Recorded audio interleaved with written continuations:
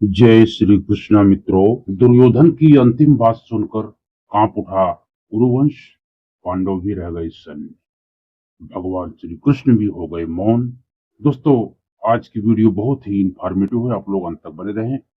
जिसे सब अधर्मी कहे मित्रों, वही दुर्योधन मरते वक्त ऐसा कुछ कह गया कि अर्जुन का गांडीव गिर गया और भीम की आंखें भर आई और स्वयं कृष्ण भी मौन हो गए। नमस्कार मित्रों, हमारे मोटिवेशनल दर्शक बंधु, कभी कभी युद्ध अस्त्रों से नहीं लड़ा जाता, कभी कभी युद्ध हृदयों में होता है। महाभारत एक युद्ध नहीं था, वह एक ऐसा दर्पण था जिसमें हर भाव, हर पाप और हर प्रायश्चित प्रतिबिंबित हुआ। इस युद्ध में विजेता भी थक गए और पराजित भी टूट गए।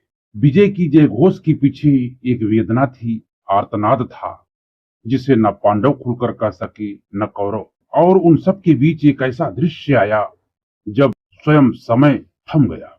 कुरुक्षेत्र की भूमि जो रक्त से सिंचित हुई थी, वहीं एक योद्धा मृत्यु की गोद में अंतिम सांसें गिन रहा था। वह कोई साधारण योद्धा नहीं था, वह था महारथी दुर्योधन, जिसे एक पक्ष ने अधर्मी कहा और दूसरे पक्ष ने राजा। पर क्या आपने जाना, मरते समय यह वही दुर्योधन क्या सोच रहा था? क्या उसने भी जीवन के अंतिम क्षणों में आत्ममंथन किया? क्या उसका मन भी विदीर्ण हो चुका था जब उसने अपने प्रियजनों को देखा?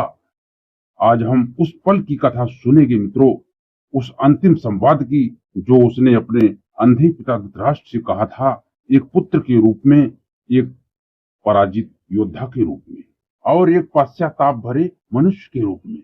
दर्शक बंधु, जिसे आपने हमेशा क्रोध में देखा, अभिमान में डूबा हुआ पाया, आज वही दुर्योधन टूट चुका है। अब वह कौरवों का राजकुमार नहीं, केवल घायल एक पुत्र है जो अपने पिता से हार नहीं बल्कि अपने हृदय की पीड़ा साझा करना चाहता है। उसके पास अब न तो सेना है और न अस्त्र है, न रथ है, न मित्र है।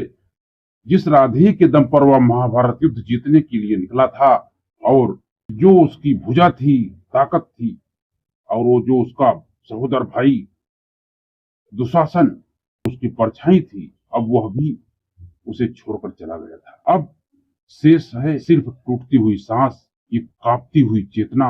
और उस क्षण में उसने वह बात कह दी जिसे सुनकर न केवल धृतराष्ट्र की आंखों से अश्रुधारा बह पड़ी बल्कि पांडवों के हृदय भी पिघल गए। आज हम उसी अंतिम क्षण में प्रवेश करने जा रहे हैं। दुर्योधन का संवाद इतिहास नहीं, एक चेतावनी बनकर रह गया था, जहां एक पुत्र ने अपने पापों का लेखा जोखा किया और एक पिता ने मौन होकर अपने भाग्य को स्वीकार किया। तो दोस्तों, आप लोग जो चैनल नए हैं, चैनल को सब्सक्राइब कर लें और बेल आइकन को जरूर प्रेस करें और कमेंट में जय श्री कृष्णा अवश्य लिखें, ताकि भगवान श्री कृष्ण की कृपा आपके पूरे घर परिवार के ऊपर बनी रहे। तो आगे दोस्तों क्या होता है हम बात करते हैं। तो आइए उस अंतिम क्षण का साक्षात्कार करें जिसने महाभारत के समापन को भी अमर कर दिया। जाने आखिर मरते हुए दुर्योधन ने अपने पिता धृतराष्ट्र से ऐसा क्या कह दिया जिसे सुनकर पांडव भी रो पड़े। आगे बढ़ने से पूर्व हम सभी भाइयों, माताओं और बहनों से विनम्र निवेदन करते हैं कि कथा को आप लोग पूरा जरूर सुने। दोस्तों, दुर्योधन अपने माता पिता के आते पदचाप को पहचान जाता है और अंतिम क्षणों में कराहता हुआ वो देखता है, उसकी आंखें हरी हो जाती है। उस समय वो घायल योद्धा था। एकांत और दर्द और पीड़ा से कराहता हुआ दुर्योधन बोला, आइए पिताश्री, आपका हम इंतजार कर रहे थे। धृतराष्ट्र बोले, बेटा ये क्या हो गया? क्या तुम्हें अत्यधिक पीड़ा हो रही है? दुर्योधन बोला, पीड़ा ही पीड़ा है पिताश्री, शरीर तो बचा ही नहीं है, सब शरीर पूरा घायल हो गया है। माता श्री की ममता छलक पड़ी। गांधारी रोते हुए बोली, बेटा मैं तुम्हारा दर्द समझ सकती हूँ।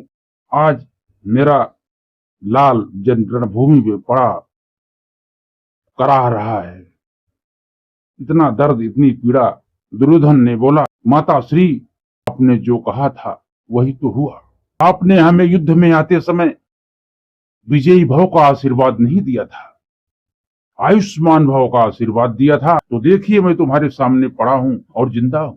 मृत्यु भी मुझे स्वीकार नहीं कर रही है, और जिस तरह आपका गोद मुझे स्वीकार नहीं है, उसी तरह मृत्यु भी मुझे स्वीकार नहीं कर।